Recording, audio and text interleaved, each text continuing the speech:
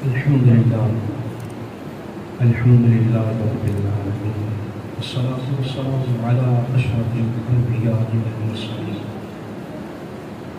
أما بعد فقد قال الله تبارك وتعالى في القرآن المجيد والفرقان الحميد وكل بعد ذلك زنيد صدق يا رب العالمين إن الله وملائكته يصلون على النبي يا أيها الذين آمنوا صلوا عليه وسلموا تسليما الصلاة والسلام عليك يا سيدي يا رسول الله وعلى آلك وأصحابك يا سيدي يا حبيب الله الصلاة والسلام عليك يا سراج الصادقين وعلى آلك وأصحابك يا شفيع المسلمين باب جبریل کے پہلو میں ذرا دھیرے سے باب جبریل کے پہلو میں ذرا دھیرے سے فقر کہتے ہوئے جبریل کو یوں پایا گیا کہ اپنی پلکوں سے درے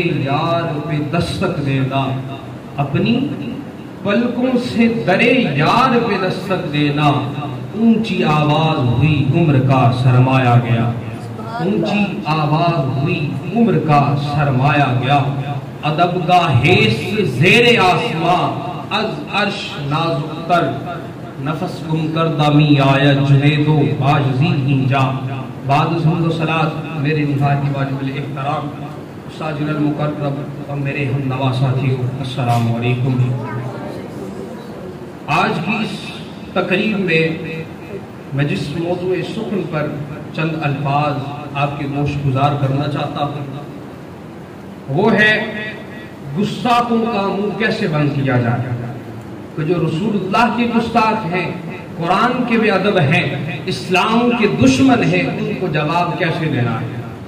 یاد رکھنا کہ ہم کو عزت ملی، صحابہ کو عزت ملی، وہ دین اسلام کی وجہ سے ملی، وہ مصطفیٰ کریم صلی اللہ علیہ وآلہ وسلم کے قدموں کی خاک کی وجہ سے ملی۔ اگر ابو بکر صدیق بنا تو وہ رسول اللہ کی وجہ سے بنا، عمر کو فاروق کہا گیا تو وہ نبی دو جہاں سرکار علیہ السلام کے طفیل سے کہا گیا، حتیٰ کہ تمام صحابہ کو جو عزتیں ملی، شہرتیں ملی، ہمارے ماتھے پہ جناب گناہ نہیں لکھے جاتے اور ہمارے دروازوں پہ جناب گناہ تحریر نہیں ہوتے، یہ رسول اللہ صلی اللہ علیہ وسلم کے قدموں کی خاک کا صدقہ ہے۔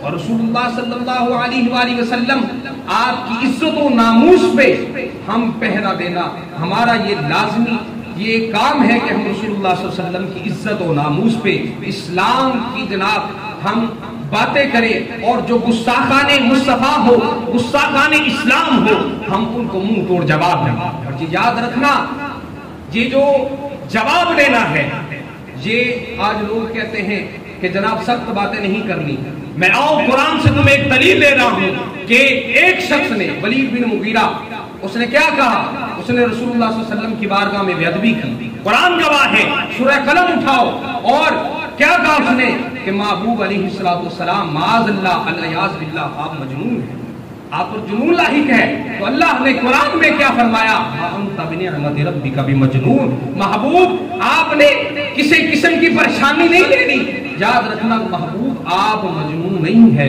پھر اللہ نے اس شخص کے بارے میں کیا کہا، اللہ نے اس کی 10 برائیوں کو قرآن میں بیان کیا، اور ایک برائی جو میں آپ کے سامنے رکھنا چاہتا ہوں وہ کیا ہے، کہا اتلم بعد ذالک زنیم، محبوب یہ جو آپ پر باتیں کرتا ہے، محبوب یہ جو آپ کے خلاف باتیں کرتا ہے، یاد رکھنا یہ حرامی ہے۔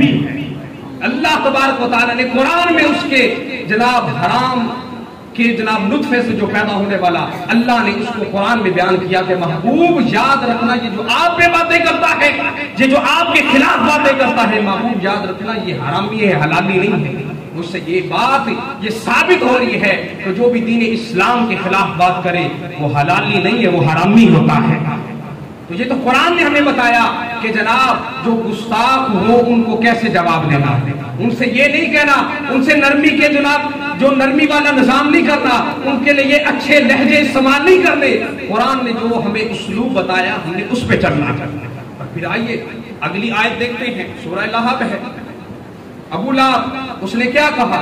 اس نے کہا کہ محبوب علیہ السلام آپ کا ہاتھ معاذ اللہ علیہ باللہ کٹ جائے. اس نے بے ادبی والے الفاظ بولے، لیکن قربان جاؤ اللہ رب العزت نے پھر ابو لہب کو کیسے جواب دیا؟ کہا محبوب کے بارے میں تو یہ کہتا ہے کہ میرے محبوب کے ہاتھ کٹ جائے. فرمایا تبت یدا ابی لہب وتب، میرے محبوب کے ایک ہاتھ کی بات کرتا ہے، تیرے دونوں ہاتھ آیا، تیرے دونوں ہاتھ کٹ جائے. پھر کہا کہ اے ابو لہب اسی بے ادبیوں کی وجہ سے سیصلی نارا ذات لہب، ان قریب اسی جناب جہنم کی آگ میں دھنسا جائے. تو یہ قرآن نے ہمیں بتایا کہ رسول اللہ صلی اللہ علیہ وسلم کے نافرمانوں کو ہم نے کیسے جواب دیا. تو یہ جناب آج ہم نرمی والے جو مزاج ہم نرم نہ کریں کہ جناب حضور کی گستاخی ہوگی، قرآن کی گستاخی ہوگی، تو ہم کیا کر رہے ہیں؟ ہم ان سے جناب ان کو گلے لگا رہے ہیں. ہم ان کو 20-20 لاکھ اور 25-25 لاکھ 50-50 لاکھ ان کو جناب ہدیے میں دے رہے ہیں کہ آپ کے ساتھ بڑا ظلم ہو گیا. ہم کیا کر رہے ہیں؟ ان کے گھروں کو تعمیر کر رہے ہیں، ہم ان کے چرچوں کو بنا رہے ہیں. یاد رکھنا ہمیں قرآن نے بتایا، رسول اللہ کے فرمان نے بتایا، صحابہ کے افعال نے بتایا، اسلاف کے اعمال نے بتایا کہ جو کفار ہو ان کے ساتھ کیسا معاملہ کرنا ہے. آئیے رسول اللہ صلی اللہ علیہ وسلم کا فرمان دیکھتے ہیں، رسول اللہ صلی اللہ علیہ وسلم کا عمل دیکھتے ہیں کہ آپ نے اپنے غصہ کو کیا کیا. رسول اللہ صلی اللہ علیہ وسلم کی ایک شخص نے بے ادبی کی تو پھر رسول اللہ صلی اللہ علیہ وآلہ وسلم آپ نے چند صحابہ کو تیار کیا. کیوں تیار کیا؟ کہا کہ جاؤ میرے غصہ کو قتل کر کے آؤ. اور وہ گئے اور انہوں نے جا کے کیا کیا؟ انہوں نے جناب حضور نبی کریم صلی اللہ علیہ وسلم کے گستاخ کو قتل کر کے دیا. اور آدھی رات میں آئے جنت البقیع میں اور انہوں نے ایک نعرہ بلند کیا، نعرہ تکبیر بلند کیا. رسول اللہ صلی اللہ علیہ وسلم اپنے حجرہ میں تشریف فرما کے رسول اللہ نے حجرہ مبارک میں ان کے نعرے کا جواب دیا. گویا کہ رسول اللہ صلی اللہ علیہ وسلم آپ بھی یہی چاہتے ہیں کہ جناب میرے گستاخوں کو جواب کس طرح دینا ہے. ان کو جناب ایک ہی ان کا معاملہ ہونا چاہیے کہ ان کی گردنوں کو جدا کر دیا جائے. آگے آئیے رسول اللہ صلی اللہ علیہ وسلم کے پیارے صحابی نبی کریم صلی اللہ علیہ وسلم آپ مکہ میں تشریف فرما، آپ مکہ میں داخل ہو رہے تھے تو جناب آپ کے ساتھ صدیق بھی تھے، آپ کے ساتھ عمر فاروق بھی تھے، ابو بکر جناب عمر بھی تھے، عثمان بھی تھے، مولا علی المرتضیٰ بھی تھے، جلیل القدر صحابہ تھے. رسول اللہ صلی اللہ علیہ وسلم مکہ میں داخل ہو رہے ہیں اور حضرت عبداللہ ابن رواحہ رضی اللہ تعالی عنہ انہوں نے کیا کیا؟ انہوں نے کچھ اشعار پڑھے رسول اللہ صلی اللہ علیہ وسلم کی بارگاہ میں. وہ اشعار کیا ہیں؟ رسول اللہ صلی اللہ علیہ وسلم کے سامنے پڑھے، جلیل القدر صحابہ کے سامنے پڑھے، مکہ حرم میں پڑھے. کیا پڑھا؟ خلو بنی الکفار عن سبیلہ اليوم نضربکم علی تنزیلہ ضربا یزیل الحام عن مکیلہ ویذہل الخلیل عن خلیلہ. فرمایا کہ اے کفار کی اولاد، اے کافروں کے بیٹوں، ہمارے رستے سے سامنے سے ہٹ جاؤ.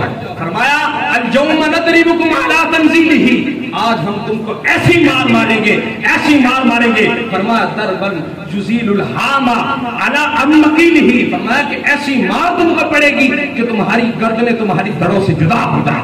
اور فرمایا وَيُذْهِلُ الْخَلِيلَ عَنْ خَلِيلِهِ، تم آپس میں بڑے دوست بنتے ہو، تم آپس میں بڑے جگری یار ہو. فرمایا کہ تم جو آپس میں دوست ہو، فرمایا اس وجہ سے کیا ہوگا کہ تم اپنے آپ کو پہچاننا بھول جاؤ گے، اپنے دوستوں کو پہچاننا بھول جاؤ گے. اور حضرت عمر نے کہا کہ اے ابن رواحہ کیا کر رہا ہے؟ حرم ہے، رسول اللہ صلی اللہ علیہ وسلم کی بارگاہ ہے، اتنی سختی سے الفاظ بولتا ہے، کیسے اشعار پڑھ رہا ہے؟ پھر رسول اللہ صلی اللہ علیہ وسلم نے کیا فرمایا؟ فرمایا اے عمر اسے چھوڑ دے، یہ آج جو اشعار پڑھ رہا ہے یہ تیروں سے، تلواروں سے، نیزوں سے آج کافروں کے دلوں پہ زیادہ جناب کام کر رہے ہیں، یہ کافروں کے دلوں کو زیادہ زخمی کر رہے ہیں. یہ تھے رسول اللہ صلی اللہ علیہ وسلم کے غلام جنہوں نے گستاخوں کی کس طرح جواب دیا. آج ہمیں بھی چاہیے کہ ہم جو رسول اللہ صلی اللہ علیہ وسلم کے گستاخ ہیں، جو رسول اللہ صلی اللہ علیہ وسلم کے جناب نافرمان ہیں، قرآن کی بے ادبی کرنے والے ہیں، ہم ان کے ساتھ نرم مزاجی نہ اختیار کریے، ہم ان کے ساتھ کیا کریں کہ جناب اچھے معاملے کریے. اللہ تبارک و تعالیٰ کی بارگاہ میں دعا ہے اللہ تبارک و تعالیٰ ہم سب کو عمل صالح کی توفیق عطا فرمائے. وما توفیقی الا باللہ.